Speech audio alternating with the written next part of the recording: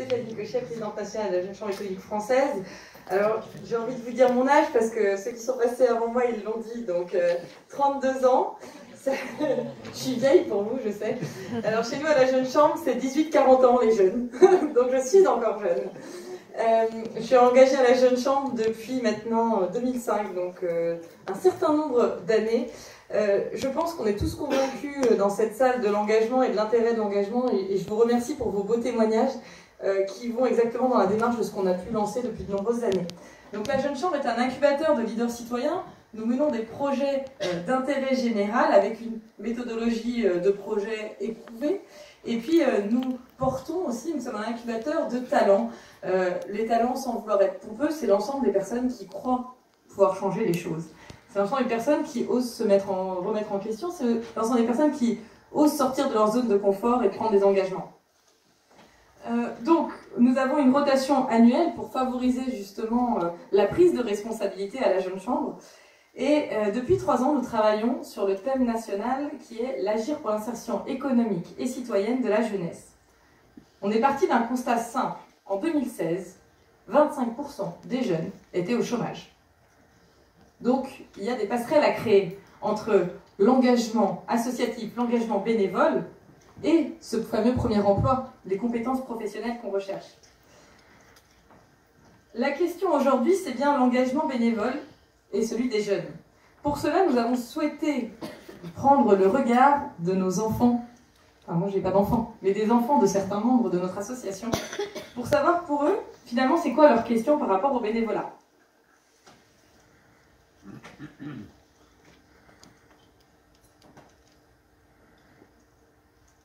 Stéphanie, est-ce qu'à l'école, je peux faire quelque chose d'autre que les mathématiques, l'histoire?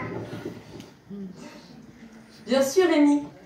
Dans certaines écoles, il y a des associations qui existent déjà. Imagine, si en plus des cours, tu agissais avec tes copains pour récolter des fonds, mettre en place des systèmes de troc, aller voir les personnes âgées de ton quartier. Ce serait trop chouette, non?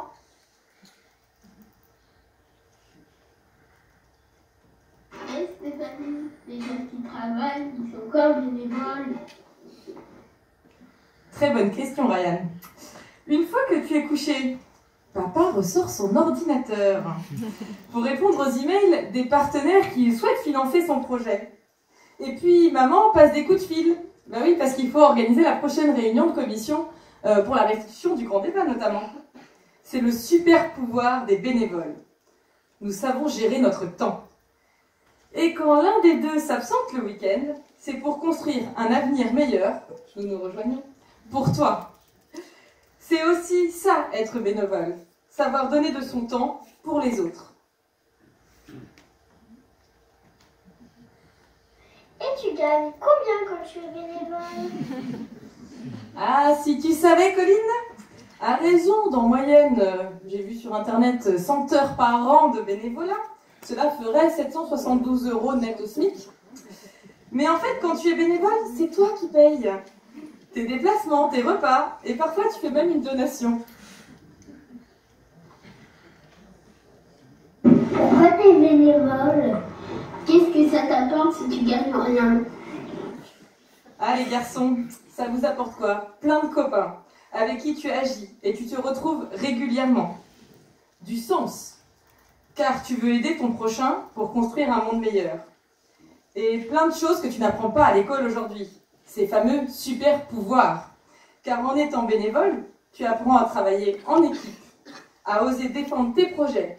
Tu découvres que tu es capable de faire des choses que tu n'imaginais même pas.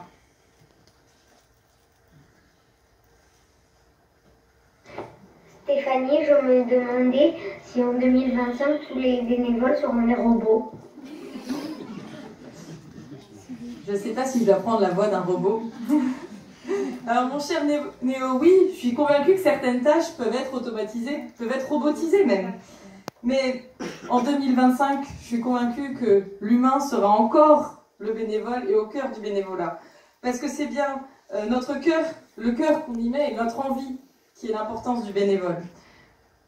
Les ordinateurs, les robots, c'est bien beau. C'est encore l'intelligence artificielle, même si ça évolue progressivement. Nous, les humains, c'est l'intelligence émotionnelle. Si tout le monde aidait tout le monde, alors il n'y aurait plus de guerre. Oui, Hugo, je suis bien d'accord avec toi. C'est pas une question, ça, je pense. Hein. On est, dans la salle, on est tous convaincus, comme toi, que si nous œuvrons collectivement pour un bien commun, nous irons plus vers une paix durable. Alors oui, nous voulons tendre vers cette paix mondiale. Vous l'avez entendu par les scouts avant nous, la Jeune Chambre économique française a aussi été créée avec cette vocation d'agir localement pour contribuer à cette paix mondiale. Et nous sommes conscients en fait, que chacun doit prendre conscience du travail des uns et des autres, comment travailler ensemble. Pour avoir plus de bénévoles, il faut plus valoriser ce qu'ils font. Justement, la Jeune Chambre économique française agit depuis 3 ans sur l'insertion économique et citoyenne de la jeunesse. Nous avons mis en place le CV citoyen, ou comment je valorise mon CV. Nous avons développé une formation, un module de formation qui s'appelle la valorisation d'expériences associatives, ou comment je transpose des compétences que j'ai acquises au niveau bénévole, associatif, en des compétences professionnelles. Et surtout, comment je les pitch devant un recruteur, ces fameux soft skills dont on reparlera tout à l'heure. Et enfin, nous nous intéressons aux entreprises avec la charte du recruteur citoyen. Parce que si nous valorisons les compétences d'un côté, il faut aussi qu'elles soient reconnues. Et donc c'est pour ça qu'avec aujourd'hui plus de 50 entreprises signataires déjà, nous portons en fait ces valeurs de comment valoriser notre salarié à 100%, comment travailler sur la marque employeur des entreprises par la reconnaissance du bénévolat. Le bénévolat a plus que jamais un rôle à jouer de lien social et de cohésion des territoires. Je pense que nous voyons l'importance que ça peut avoir aujourd'hui. La solidarité, le travail ensemble. Si on arrive à faire tout ça, oui, on arrivera à obtenir une paix mondiale. Merci.